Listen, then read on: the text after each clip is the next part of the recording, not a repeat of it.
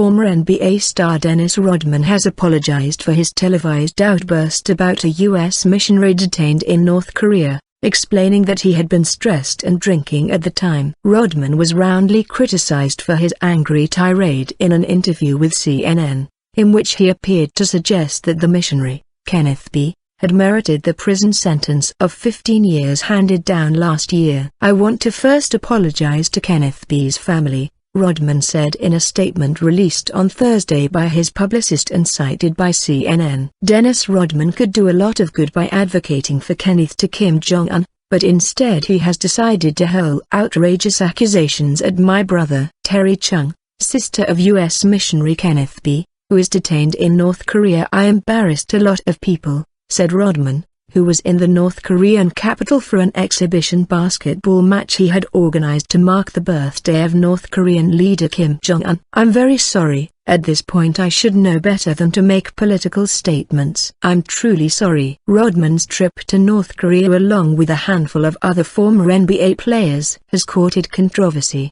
with accusations of pandering to a totalitarian regime with a terrible record on human rights. At the exhibition match on Wednesday, Rodman had sung happy birthday to his best friend Kim, who was watching the game in a packed Pyongyang auditorium. Tourists who attended the game said Rodman's performance was akin to Hollywood sex symbol Marilyn Monroe famously serenading John F. Kennedy with a sultry version of the same song at a Democratic Party fundraising soiree in 1962. "It was a little Marilyn Monroe to JFK.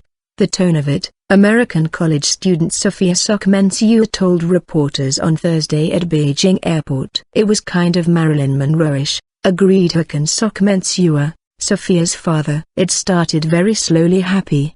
And he put his arms up. And the Koreans had no idea," he told AFP. "And at about happy birthday to you, maybe one verse into it, they started to do a very good unison clap," he added. It was Rodman's fourth trip to North Korea in 12 months, and he has been criticized for failing to raise human rights issues or the plight of Bae, whose family voiced disgust at his television interview. Dennis Rodman could do a lot of good by advocating for Kenneth to Kim Jong-un, but instead he has decided to hurl outrageous accusations at my brother, said Bae's sister Terri Chung.